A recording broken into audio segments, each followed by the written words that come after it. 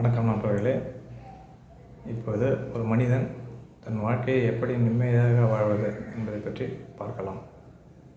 அதாவது ஒரு மனிதன் தாயின் கருவறையில் தோன்றி பூமியின் கல்லறையிலே மறைந்து விடுகின்றான். இந்த இடைப்பட்ட காலத்தை தான் அவனுடைய வாழ்நாள் என்று சொல்கிறோம். இந்த வாழ்நாளை அவன் நிம்மதியாகவும் வாழலாம், நிம்மதி இல்லாமலும் வாழலாம். நிம்மதியாக வாழ்ந்தால் அவனுடைய வாழ்க்கையிலே ஒரு இன்பம், ஒரு சுகம் என்பது கிடைக்கும். இவை கிடைக்கும் பட்சத்தில் அவனுடைய வாழ்நாள் அதிகரிக்க வாய்ப்புள்ளது, நீண்ட நாள் வாழலாம். நிம்மதி இல்லாமல் வாழ்ந்தால் இந்த சுகம், இன்பம் என்பது அந்த வாழ்க்கையில் இருக்காது. அப்படி இருக்கும் பட்சத்தில் அவனுடைய வாழ்நாள் குறைந்துவிடும். சரி, எப்படி நிம்மதியாக வாழ்வது? நிம்மதி எப்படி வரும்? அது கிழக்கிலிருந்து வருமா இல்லை மேற்கிலிருந்து வருமா என்றால் அது கிழக்கிலிருந்தும் வராது, மேற்கிலிருந்தும் வராது. சரி, நிம்மதி ஏதாவது கடையில் கிடைக்குமா? கடையில் கிடைத்தால் கொஞ்சம் வாங்கி வைத்துக் கொள்ளலாமே என்றால் நிம்மதி கடையிலும் கிடைக்காது. அது காசு கொடுத்து வாங்க முடியாது. அப்படி காசு கொடுத்து வாங்க வேண்டியதாக இருந்தால் ஏழைக்கும் நடுத்தர மக்களுக்கும் 1 கிராம் கூட நிம்மதி கிடைக்காது. ஏன்னா அனைத்தையும் கிலோ கணக்கில் டன் கணக்கில் பணக்காரன் வாங்கி வைத்துக்கொள்வான். ஏன்னா அவனுக்கு நிம்மதி தான் முக்கியம் இல்லையா? அதனால் அதை காசு கொடுத்து வாங்க முடியாது.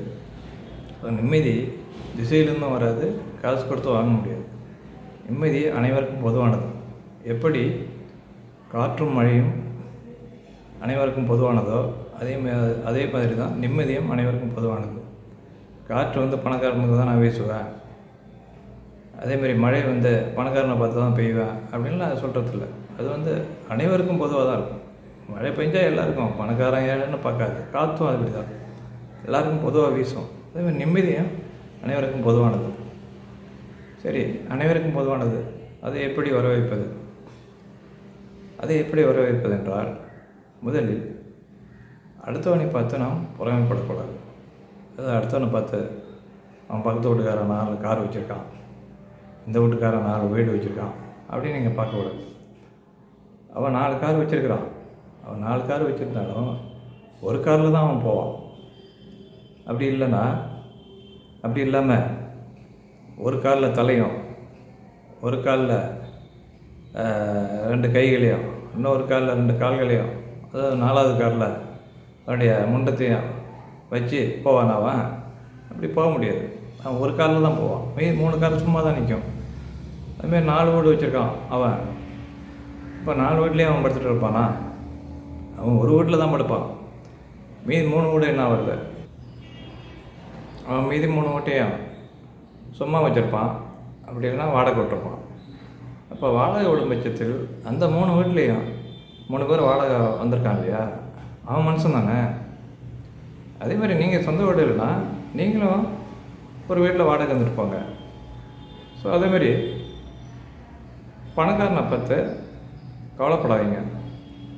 பணக்காரனுக்கு 10 கப்பல் ஓடுதுன்னா அவன் செப்பலை தங்கத்தில் செஞ்சு போடுவான். அப்படியே செப்பலை தங்கத்தில் செஞ்சு போட்டாலும் அவன் நடக்கவே மாட்டான். ஏன்னா அவன் நடந்த செப்பல் தேஞ்சு போயிடும், தங்கம் தேஞ்சிடும் இல்லையா? அதனால் அவன் தங்கத்தில் செப்பல் போட்டான்னா அவன் நடக்க மாட்டான், அவனை தூக்கிட்டு தான் போகணும். ஸோ அதேமாரி அவன் பணக்காரன் தக்காளியை தங்கத்துலேயும் வெண்டைக்காயை வெள்ளிலையும் செஞ்சு சாப்பிடுவான். ஒன்றும் முடியாது. அவனும் நீங்கள் சாப்பிட்ற அந்த தக்காளி தான் வாங்குவான், நீங்கள் சாப்பிட்ற அந்த வெண்டைக்காயை தான் வாங்குவான். அதேமாரி அவன் பணம் நிறையா கட்டுக்கட்டாக இருக்குன்றதால காலையில் டிஃபனுக்கு 4 200 கட்டு எடுத்துகிட்டு எடுத்துகிட்டு சாப்பிட்டு, அப்புறம் மதியானம் லஞ்சுக்கு 500 கட்டு 4 எடுத்துகிட்டு வாங்க, அதை சாப்பிட்ணும் அப்படின்னு சாப்பிடுவானா? ஒன்றும் முடியாது. நோட்டை வச்சுட்டு என்ன பண்ண முடியும்? நோட்டை திட்டான்னா அவன் காட்டுக்கு தான் போகணும். அதனால் அவனும் நீங்கள் சாப்பிட்றது தான் சாப்பிடுவான். அதேமாதிரி நிறைய பணக்காரனுக்கு இப்போ சுகர், பிபி இதெல்லாம் வந்துடுறதால அவன் உங்களோட மோசமாக கூழ் கஞ்சி தான் குடிப்பான். நிறைய பணக்காரன் கூழ் கஞ்சி தான் குடிச்சிட்ருப்பான். அதனால் அவனை பார்த்து நீங்கள் பணக்காரனை பார்த்து, அவனுக்கு ஏகப்பட்ட பிரச்சனை, வெளியே பார்க்குறதுக்கு வெள்ளையும் செல்லமாக போயிட்டுருப்பான். அவனுக்கு ஒரு நாளைக்கு எவ்வளோ பிரச்சனைன்றது உங்களுக்கு தெரியாது. அதனால் அவனை பார்த்து நீங்கள் கவலைப்படாதீங்க. உங்கள் வாழ்க்கையை எப்படி நிம்மதியாக வாழலாம், அப்படின்றத பாருங்கள்.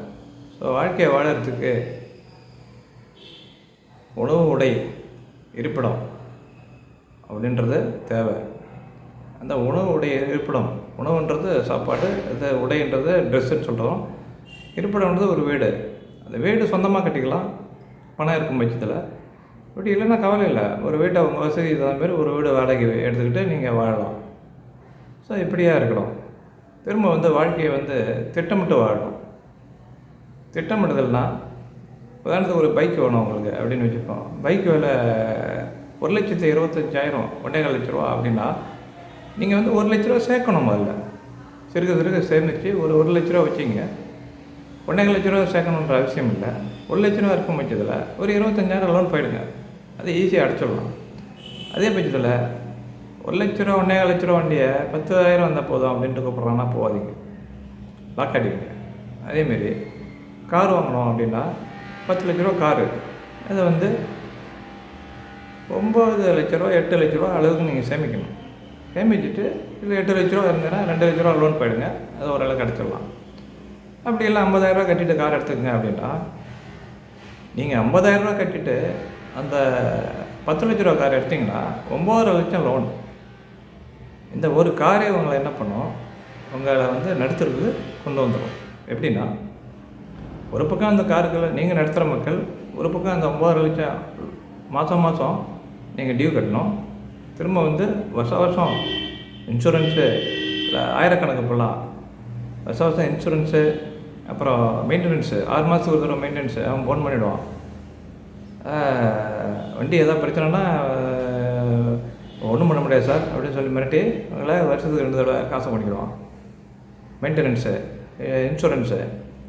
அப்புறம் நீங்கள் சரி ஒரு இடம் போகணுன்னு போய் ஹைவே பிடிச்சிங்கன்னா அங்கே டோல்கேட்டில் கேட்டு போட்டு நிறுத்திடுவோம். என்னன்னா பணத்தை வச்சா போகலாம் அப்படின்பா. ஒன்று பணம் அங்கே கட்டணும். அடுத்து பெட்ரோல் டீசலு அது போகணும். வீட்டை விட்டு வெளியே வந்தாலே பெட்ரோல் டீசல் இருக்கான்னு பார்க்கணும். முதல்ல போய் பங்கில் போய் பணத்தை கொடுத்து அதை போடணும். அப்புறம் அப்படியே போனீங்கன்னா திடீர்னு போலீஸு மறிக்க வண்டியா, இது என்னென்ன சீட் பெல்ட் போடாத வண்டா அப்படிங்காது. சீட்டு பெல்ட் இப்போ போட்டுக்கிறேன் அப்படின்னா நீ போடாத வந்ததுக்கு முதல்ல பணத்தை கட்டு அப்படின்னு சொல்லிட்டு போலீஸு அதை பண்ணணும்.